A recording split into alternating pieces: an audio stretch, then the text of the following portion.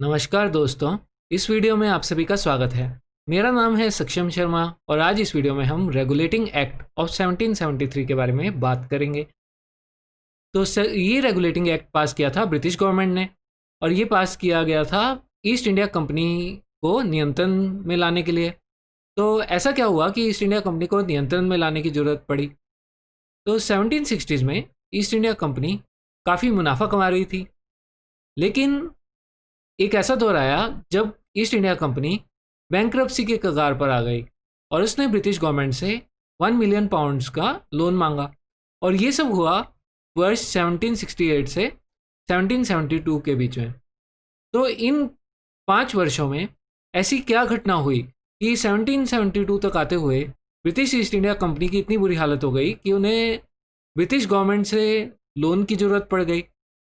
तो इसके कारण कुछ इस तरीके से थे कि बंगाल में 1769 में फेमाइन आ गया था और ईस्ट इंडिया कंपनी अपना पूरा अच्छे से टैक्सेस की लूटपाट में लगी हुई थी। उसने आम लोगों की ज़रूरतों पे तो बिल्कुल भी ध्यान नहीं दिया। तो ऐसे में फार्मर्स फेमाइन के कारण मरते गए और बंगाल की 1/3 पॉपुलेशन इन फेमाइन के चलते ख़त्म हो गई। तो इससे कंपनी को बहुत ज़्यादा नुकसान पहुंचा। उसके अलावा कंपनी में करप्शन बहुत ज़्यादा फैल गया था, नीचे से ऊंचे स्तर तक हर लेवल पे कंपनी में करप्शन बहुत ज़्यादा फैल चुका था। उसके अलावा नेपोटिज्म, यानी कि कंपनी के जो डायरेक्टर थे वो अपने रिश्तेदार लोगों को कंपनी के अंदर अच्छी पोस्ट दिलवा के इंडिया भेजते थे। तो ऐसे में फेयर सिस्टम नहीं था कंपनी के अंदर। उसके अलावा डुअल फॉर्म ऑफ एडमिनिस्ट्रेशन, यानी कि बंगाल में दो गवर्नमेंट थी। अब हुआ ये कि बैटल ऑफ बक्सर के बाद ईस्ट इंडिया कंपनी ने दीवानी राइट्स प्राप्त कर लिए थे। दीवानी यानी कि सारा जो टैक्स था वो तो ईस्ट इंडिया कंपनी को जा रहा था, लेकिन जो बंगाल के जुडिशियल और पुलिसिंग के राइट्स थे, यानी कि वहाँ की एडमिनिस्ट्रेशन संभालने के राइट्स, वो सब अभी नवाब के पास थे। हालांकि असली पावर तो सारी कंपनी के पास थी। नवाब के पास जब पैसे ही नहीं आएंगे तो वो इन राइट्स को कैसे बचा पाएगा। तो ऐसे में बंगाल के अंदर लॉलेसनेस फैल गई, यानी कि क्राइम वगैरह काफ़ी ज़्यादा इंक्रीज़ हो गया। और ये डुअल फॉर्म ऑफ एडमिनिस्ट्रेशन शुरू किया था रॉबर्ट क्लाइव ने, जो उस समय बंगाल के गवर्नर थे। तो इसके चलते वहाँ की पॉपुलेशन को काफ़ी नुकसान पहुँचा, क्योंकि जो पॉपुलेशन है वो जो टैक्सेस दे रही है वो उनके ही फ़ायदे के लिए यूज़ नहीं हो पा रहा है। उसके अलावा एक और कारण ये भी था कि 1766 में फर्स्ट एंग्लो मैसूर वार शुरू हो गई थी, जिसमें ईस्ट इंडिया कंपनी को हैदर अली से काफ़ी नुकसान झेलना पड़ा। अल्टीमेटली ईस्ट इंडिया कंपनी को हार मान के ट्रीटी ऑफ मद्रास साइन करनी पड़ी हैदर अली के साथ। तो इस वॉर के अंदर ईस्ट इंडिया कंपनी ने खूब पैसे लगाए थे।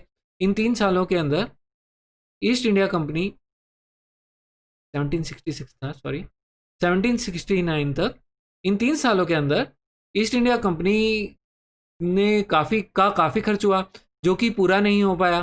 तो इन सब कारणों के चलते ईस्ट इंडिया कंपनी बैंक्रप्सी के कगार पर आ गई और इसी के चलते उन्होंने गवर्नमेंट से मदद मांगी।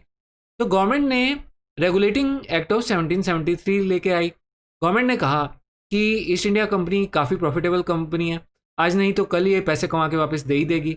तो हम इन्हें पैसे तो दे देंगे, लेकिन इसके साथ आपको हमारी कुछ रेगुलेशन झेलनी पड़ेंगी।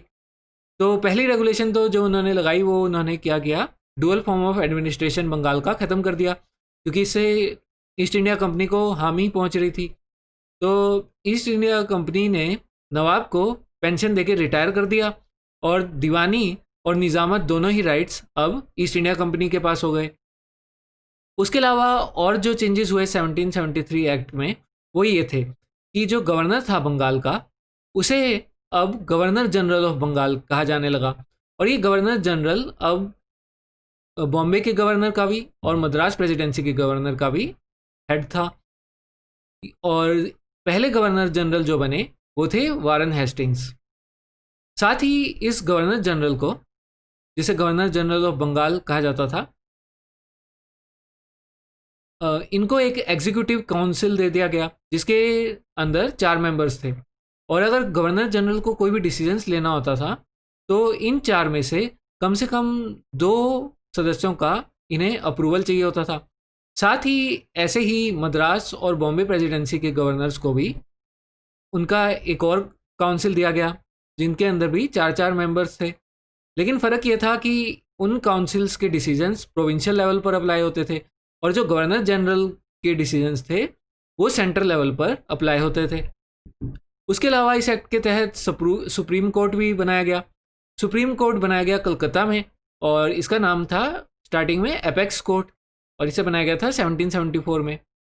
इसकी खास बात ये थी कि ये सिर्फ ब्रिटिशर्स के ही केस हैंडल करता था और इसके जजेस भी सिर्फ ब्रिटिशर्स ही होते थे। साथ ही इसके जो पहले चीफ जस्टिस बने वो थे सर एलाइजा इम्पी।